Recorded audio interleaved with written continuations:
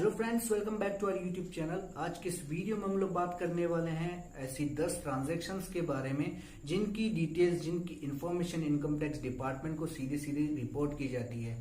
ये सभी financial transactions की डिटेल्स या इंफॉर्मेशन जो है इनकम टैक्स डिपार्टमेंट के पास होती है, तो इन सभी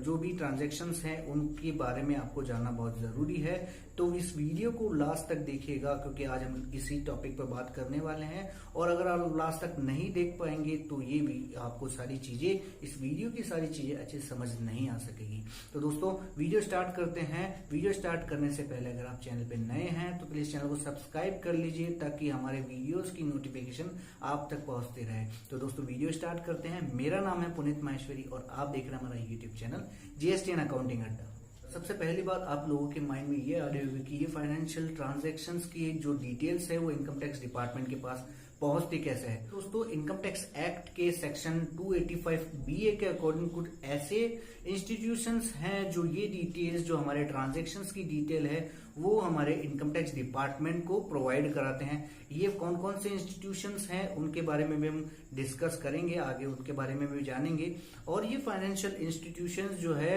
हमारे जो ऐसे फाइनेंशियल ट्रांजैक्शंस होते हैं जिनकी जो भी एक्सटेंशन लिमिट होती है, जो थ्रेशोल्ड लिमिट होती है, उनसे एक्सटीड होने पर जो भी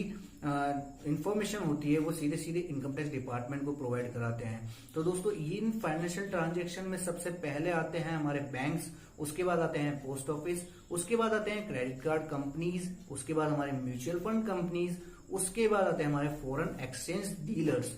और ऐसे ही बहुत से इंस्टीट्यूशंस हैं जो हमारी ये जो ट्रांजैक्शंस होते हैं उन पर नजर रखते हैं और बाकी ये जो डिटेल्स है वो उनको हमारे इनकम टैक्स डिपार्टमेंट को प्रोवाइड कराते हैं। इन फाइनेंशियल इंस्टीट्यूशंस के साथ की गई जो ट्रांजैक्शंस होती हैं उनकी कुछ थ्रेशोल्ड लिमिट होती है, मतलब कि उन ट्रांजैक्शंस को करने के लिए कुछ लिमिट्स होती है। उन लिमिट से ज्यादा अगर आप ट्रांजैक्शन कर लेते हैं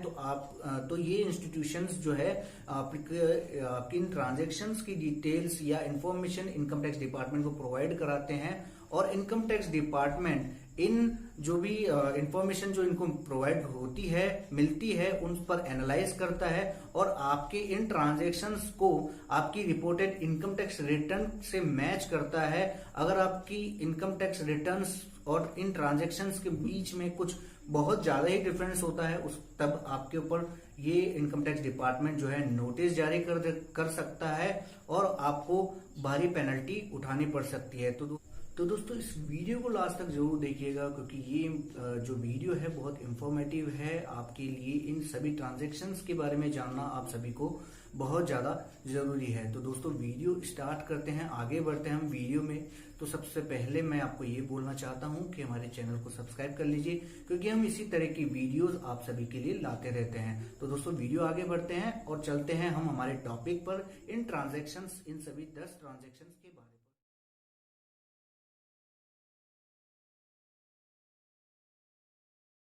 तो दोस्तों अगर हम बात करें 10 ट्रांजैक्शंस की तो सबसे पहला जो ट्रांजैक्शन वो ये आएगा कि एक फाइनेंशियल ईयर में अगर आपने कुछ एफडी या आरडी परचेज की है, उसकी वैल्यू, उसकी टोटल एग्रीगेट वैल्यू 10 लाख रुपए से ज्यादा है, तो ये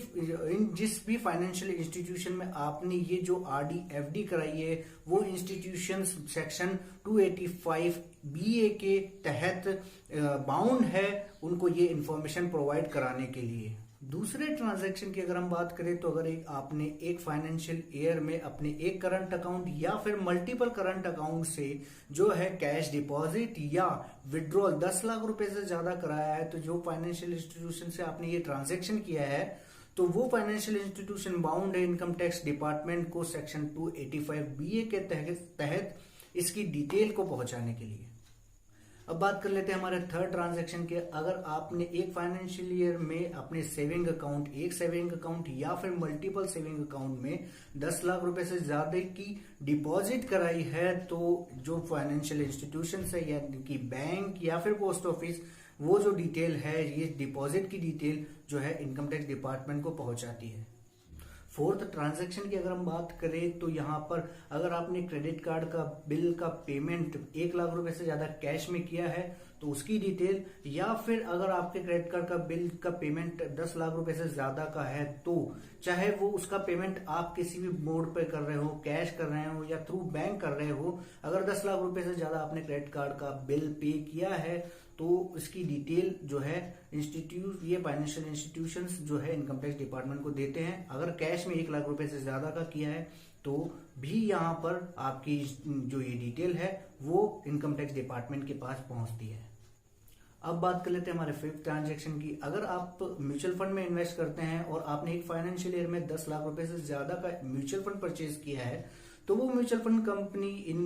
जो आपने इन्वेस्ट किया है उसकी जो डिटेल है, अगर वो 10 लाख रुपए से ज्यादा है तो उसकी डिटेल जो है इनकम टैक्स डिपार्टमेंट को सेक्शन 285 BA के तहत जो है उनको पहुंचाने के लिए बाउंड है। सिक्स्थ ट्रांजैक्शन की अगर हम बात करें तो अगर आपने एक फाइनेंशियल ईयर में जो है बैंक के थ्रू कोई फॉरेन करेंसी परचेज की है या फिर किसी फॉरेन करेंसी डीलर से जो है फॉरेन करेंसी परचेज की है, चाहे वो किसी भी रीजन से आपने परचेज की हो, तो यहाँ पे फॉरेन करेंसी डीलर या फिर वो बैंक जो है इनकम टैक्स डिपार्टमेंट को उसकी डिटेल पहुंचाने के लिए, इंफॉर्मेशन पहुंचाने के लिए बाउंड है, क्योंकि सेक्शन 285 BA उनको ये बाउंड करता है कि आप ये डिटेल जो है वो इनकम टैक्स डिपार्टमेंट को दें। अब बात कर लेते हैं हमारे 7 पॉइंट के बारे में। पॉइंट में अगर आपने एक साल में, एक फाइनेंशियल ईयर में जो है कोई प्रॉपर्टी परचेज की है और उस प्रॉपर्टी की वैल्यू 30 लाख रुपए या फिर उससे ज्यादा की है, तो जहां आप रजिस्ट्री करवाने जाते हैं रजिस्ट्रार ऑफ ऑफिस में, वो रजिस्ट्रार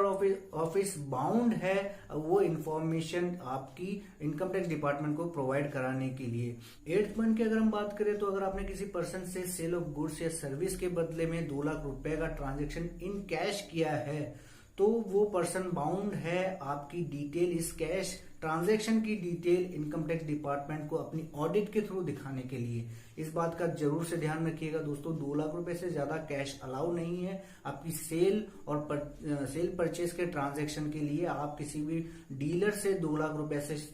ज्यादा का कैश ट्रांजैक्शन नहीं कर सकते 1 साल के अंदर।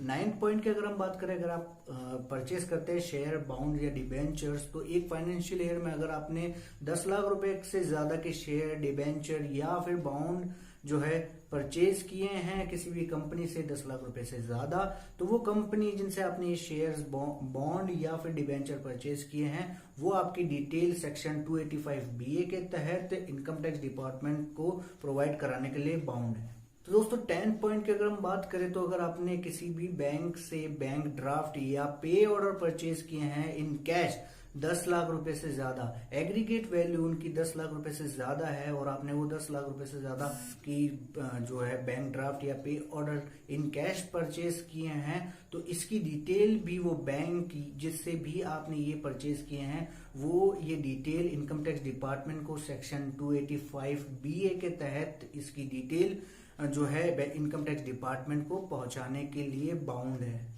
ये बात ध्यान। तो दोस्तों ये थे हमारा छोटा सा वीडियो 10 ट्रांजैक्शंस के ऊपर जिन पर सीधे सीधे इनकम टैक्स डिपार्टमेंट की नजर होती है, और आप इस वीडियो को देख करके अपनी जो लिमिट्स है, हर एक ट्रांजैक्शन की कुछ लिमिट्स है, उन लिमिट्स को ध्यान रखिएगा ताकि आपको कोई दिक्कत ना हो। और हमारे चैनल को सब्सक्राइब जरूर कीजिएगा क्योंकि हम इसी तरह की वीडियो, इसी तरह की इंफॉर्मेटिव वीडियो आपके लिए लाते रहते हैं। तो दोस्तों कैसा लगा ये वीडियो हमें कमेंट सेक्शन में जरूर बताइएगा। कुछ क्वेरी रही हो तो प्लीज कमेंट सेक्शन में हमसे शेयर जरूर कीजिएगा और इस वीडियो को ज्यादा से ज्यादा लोगों के साथ शेयर कीजिएगा। दोस्तों मिलते हैं अगले वीडियो में, तब तक के लिए बाय बाय।